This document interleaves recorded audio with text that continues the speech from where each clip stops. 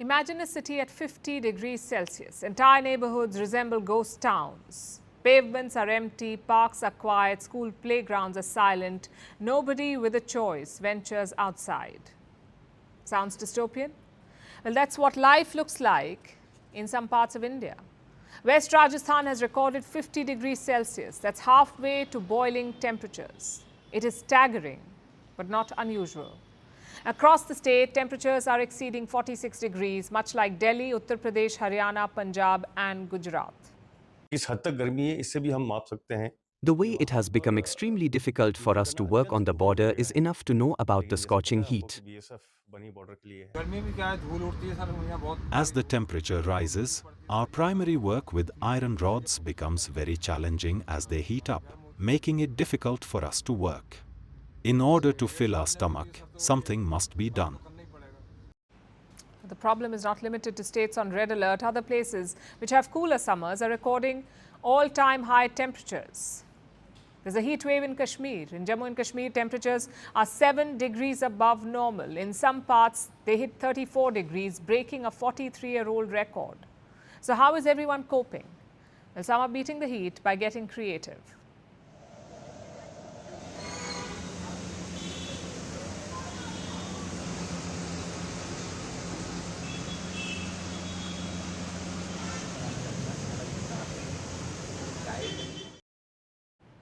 Others are going back to the basics, even if that means trespassing.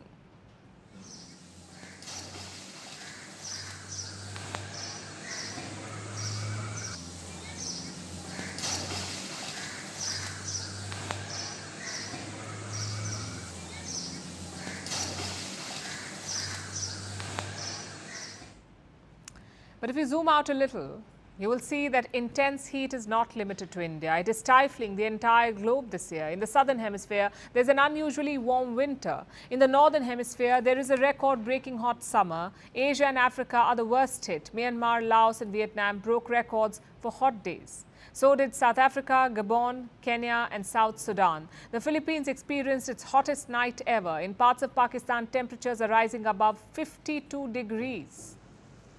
People are bathing in water tanks, deserting streets and closing shops at midday. The customers are not coming because of extreme heat. I sit idly at the restaurant with these tables and chairs and without any customers. I take baths several times a day, which brings me a little relief. Also, there is no power. The heat has made us very uneasy. The heat wave is roasting Cambodia. It has hit the famed Kampot pepper harvest.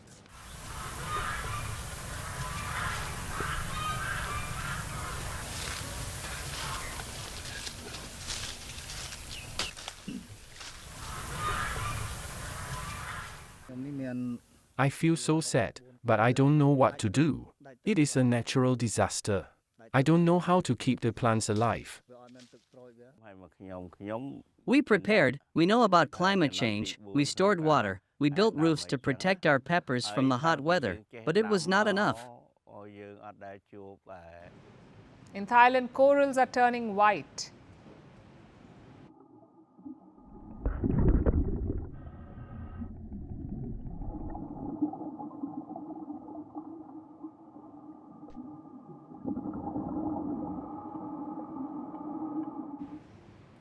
In Vietnam, hundreds of thousands of fish are dying.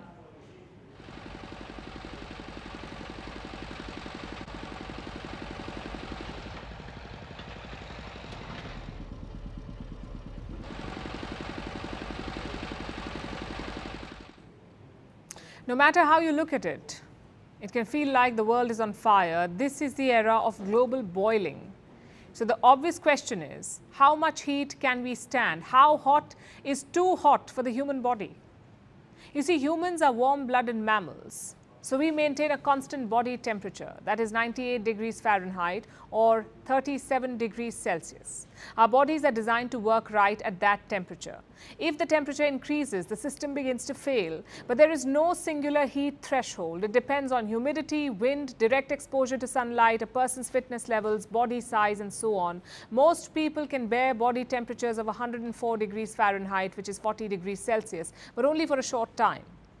After that, things get dicey. because our bodies begin to cook in their own heat, and I mean it literally. For instance, let's consider living in 50 degrees Celsius, which is a new reality for many of us. This is more than 10 degrees above bearable body temperatures.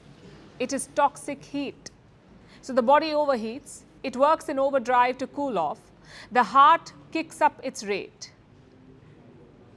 the blood thickens, the water quotient reduces, the body begins to dry out, the organs start shutting down, the muscles lock around the lungs, and finally the brain is choked of oxygen. This is a heat stroke.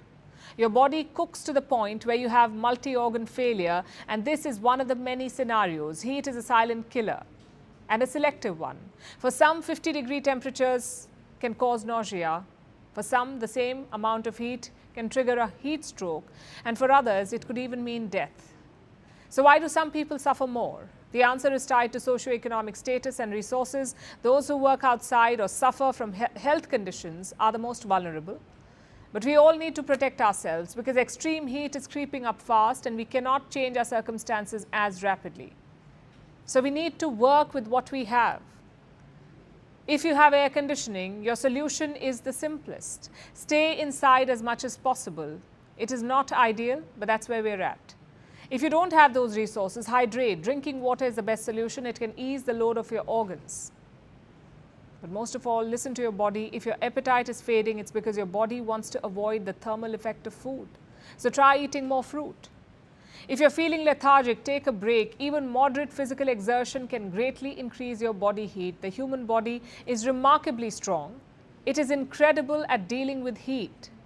It will work to defend its core temperature, but with extreme heat, you need to help your body help itself.